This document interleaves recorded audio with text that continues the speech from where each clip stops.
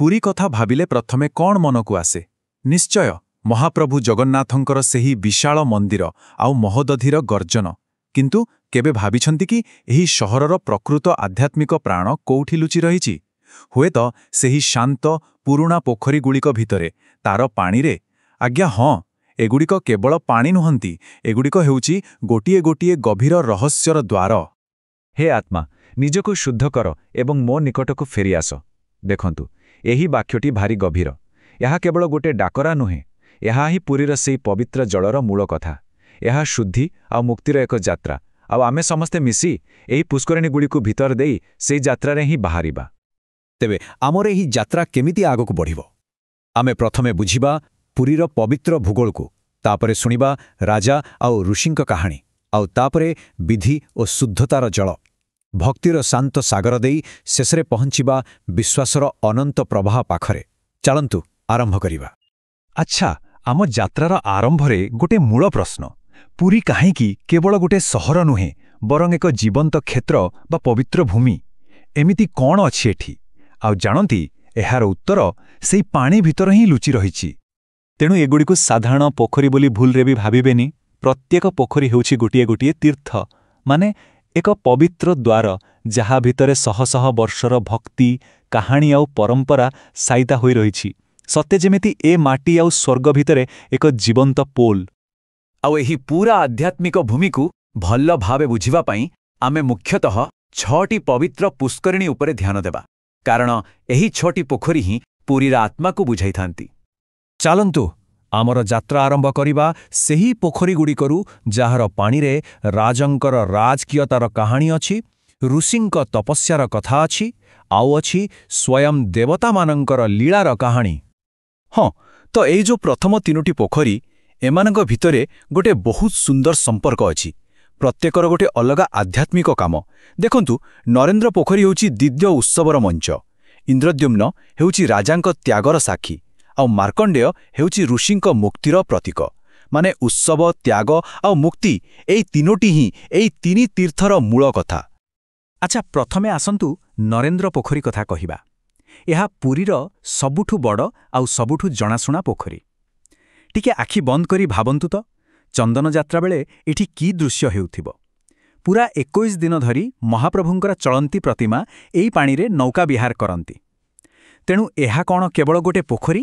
ନା, ଏହା ତ ସ୍ୱୟଂ ଈଶ୍ୱରଙ୍କର ଲୀଳା ପାଇଁ ଗୋଟେ ବିରାଟ ରାଜକୀୟ ମଞ୍ଚ। ଏବେ ଆସନ୍ତୁ ଏମିତି ଗୋଟେ ପୋଖରୀ ପାଖକୁ ଯିବା, ଯାହାର ଜନ୍ମ ମହାପ୍ରଳୟରୁ। କାହାଣୀ କହେ, ଯେତେବେଳେ ପୁରା ଦୁନିଆ ପାଣିରେ ବୁଡ଼ି ଯାଇଥିଲା, ସେତେବେଳେ ଋଷି ମାର୍କଣ୍ଡେୟ ଏଇଠି ଆଶ୍ରୟ ନେଇଥିଲେ। ଆଉ ଏଇଠି ହିଁ ତାଙ୍କୁ ସେହି ଅଦ୍ଭୁତ ଦିବ୍ୟ ଦର୍ଶନ ମିଳିଥିଲା, ଗୋଟିଏ ବରପତ୍ର ଉପରେ ଭାସୁଥିବା ଶିଶୁରୂପୀ ଭଗବାନ ନାରାୟଣଙ୍କର। ଭାବନ୍ତୁ ତ, ଚାରିଆଡ଼େ ବିନାଶ, ଆଉ ତା ଭିତରେ ସୃଷ୍ଟି ଆଉ ସୁରକ୍ଷାର ଏହା କେତେ ବଡ଼ ପ୍ରତୀକ। ଆଉ ଜାଣନ୍ତି, ଏ କାହାଣୀଟା କେବଳ ପୁରୁଣା କଥାରେ ସୀମିତ ନୁହେଁ। ଆଜି ବି, ଏବେ ବି ମାର୍କଣ୍ଡେୟ ପୋଖରୀର ପବିତ୍ର ପାଣି ଶ୍ରୀମନ୍ଦିରର ପ୍ରତିଦିନର ପୂଜାବିଧି ଆଉ ଶୁଦ୍ଧିକରଣ କାମରେ ଲାଗେ। ଏହା ହିଁ ତ ଏକ ଜୀବନ୍ତ ପରମ୍ପରା, ଯିଏ ସେହି ପୁରାତନ କାହାଣୀକୁ ଆଜିର ଉପାସନା ସହିତ ବାନ୍ଧି ରଖିଛି। ଆମର 3 ନମ୍ବର ପୋଖରୀ ଇନ୍ଦ୍ରଦ୍ୟୁମ୍ନ। ଏହା ଆମକୁ ସିଧା ଜଗନ୍ନାଥ ପରମ୍ପରାର ମୂଳକୁ ନେଇଯିବ। ଏହାର ସୃଷ୍ଟିର କାହାଣୀ ଯୋଡ଼ି ହୋଇଛି ରାଜା ଇନ୍ଦ୍ରଦ୍ୟୁମ୍ନଙ୍କର ମହାନ ତ୍ୟାଗ ସହିତ। କୁହାଯାଏ ଯେ ତାଙ୍କ ଅଶ୍ୱମେଧ ଯଜ୍ଞରେ ଏତେ 1000 ଗାଈ ଦାନ କରାଗଲା ଯେ ସେମାନଙ୍କ ଖୁରାର ଚାପରେ ହିଁ ଏତେ ବଡ଼ ପୋଖରୀଟି ତିଆରି ହୋଇଗଲା। ଏହା କୌଣସି ରାଜକୀୟ ଅହଙ୍କାରର କଥା ନୁହେଁ, ବରଂ ଏହା ହେଉଛି ପରମ ତ୍ୟାଗ ଆଉ ସମର୍ପଣର ଏକ ବଡ଼ ଉଦାହରଣ। ତେବେ ଗୋଟେ କଥା ମନକୁ ଆସୁଥିବ, ଏ ପବିତ୍ର ପାଣି କ'ଣ କେବଳ ରାଜା ଆଉ ଋଷିମାନଙ୍କ ପାଇଁ ଥିଲା? ଆଦୌ ନୁହେଁ। ଏହାର ମହତ୍ତ୍ୱ ସାଧାରଣ ଜୀବନର ବିଧିବିଧାନରେ ମଧ୍ୟ ରହିଛି। ଆସନ୍ତୁ ଏବେ ସେହି ପୋଖରୀଗୁଡ଼ିକ କଥା ଜାଣିବା, ଯାହା ଶୁଦ୍ଧିକରଣ ଆଉ ପିତୃପୁରୁଷଙ୍କୁ ସମ୍ମାନ ଦେବା ସହିତ ଯୋଡ଼ି ହୋଇ ରହିଛି। ଆଗକୁ ବଢ଼ିବା ପୂର୍ବରୁ ପିତୃଶ୍ରାଦ୍ଧର ଅର୍ଥଟା ଟିକେ ବୁଝିନେବା। ଏହା ହେଉଛି ଏକ ବିଶେଷ ପୂଜାବିଧି, ଯେଉଁଥିରେ ଲୋକମାନେ ନିଜର ଦିବଙ୍ଗତ ପୂର୍ବପୁରୁଷଙ୍କ ଆତ୍ମାର ଶାନ୍ତି ପାଇଁ ପ୍ରାର୍ଥନା କରନ୍ତି। ଏହା ଶ୍ଵେତଗଙ୍ଗା ପୋଖରୀକୁ ବୁଝିବା ପାଇଁ ବହୁତ ଜରୁରୀ। ଏ ପୋଖରୀର ନାଁ ହେଉଛି ଶ୍ଵେତଗଙ୍ଗା, ମାନେ ଧଳା ଗଙ୍ଗା। କାହିଁକିନା ଏହାର ପାଣି ଦେଖିବାକୁ କ୍ଷୀର ଭଳି ଧଳା, ଆଉ ବିଶ୍ୱାସ କରାଯାଏ ଯେ ଏହାର ଗୋଟେ ଗୁପ୍ତ ସଂଯୋଗ ଅଛି ସିଧା ପବିତ୍ର ଗଙ୍ଗା ନଦୀ ସହିତ। କିନ୍ତୁ ଏହାର ସବୁଠୁ ବଡ଼ ପରିଚୟ ହେଉଛି ପିତୃଶ୍ରାଦ୍ଧ ପାଇଁ। ଏଠି ପାଣି କେବଳ ପାଣି ହୋଇ ରହେନି, ଏହା ସ୍ମୃତିର ଏକ ମାଧ୍ୟମ ପାଲଟିଯାଏ। ଯିଏ ଆଜିକୁ କାଲି ସହିତ ଯୋଡ଼େ ଆଉ ଆମକୁ ଆମ ପୂର୍ବପୁରୁଷଙ୍କ ସହିତ ଯୋଡ଼େ। ଶୁଦ୍ଧିକରଣ ତ କେବଳ ଆତ୍ମାର ହୁଏନି, ଶରୀରର ବି ହୁଏ। ଆଉ ଏହାର ସବୁଠୁ ବଡ଼ ପ୍ରମାଣ ହେଉଛି ଲୋକନାଥ ମନ୍ଦିର ପାଖରେ ଥିବା ପାର୍ବତୀ ସାଗର। ଏଠାକାର ପାଣିରେ ରୋଗ ଭଲ କରିବାର ଶକ୍ତି ଅଛି ବୋଲି ଲୋକଙ୍କର ଦୃଢ଼ ବିଶ୍ୱାସ। ଏହା ଶାରୀରିକ ସୁସ୍ଥତା ସହ ଆଧ୍ୟାତ୍ମିକ ଶାନ୍ତି ବି ଦିଏ। ଆଚ୍ଛା, ରାଜକୀୟ ଉତ୍ସବ ଆଉ ସାମୂହିକ ପୂଜାବିଧିରୁ ବାହାରି ଆସନ୍ତୁ ଏବେ ଏକାନ୍ତ ଭକ୍ତିର ଏକ ସ୍ଥାନକୁ ଯିବା। ଆମ ଯାତ୍ରାର ଶେଷ ପୋଖରୀ, ଯିଏ ଆମକୁ ଗୋଟିଏ ଆତ୍ମା ଆଉ ସମଗ୍ର ବ୍ରହ୍ମାଣ୍ଡ ଭିତରେ ଥିବା ସମ୍ପର୍କ ବିଷୟରେ ବୁଝାଇବ। ସମୁଦ୍ର କୂଳରେ ଥିବା ଚକ୍ରତୀର୍ଥ ଦେଖିବାକୁ ବହୁତ ଛୋଟ, କିନ୍ତୁ ଏହାର ଆଧ୍ୟାତ୍ମିକ ଗଭୀରତା ଅସୀମ।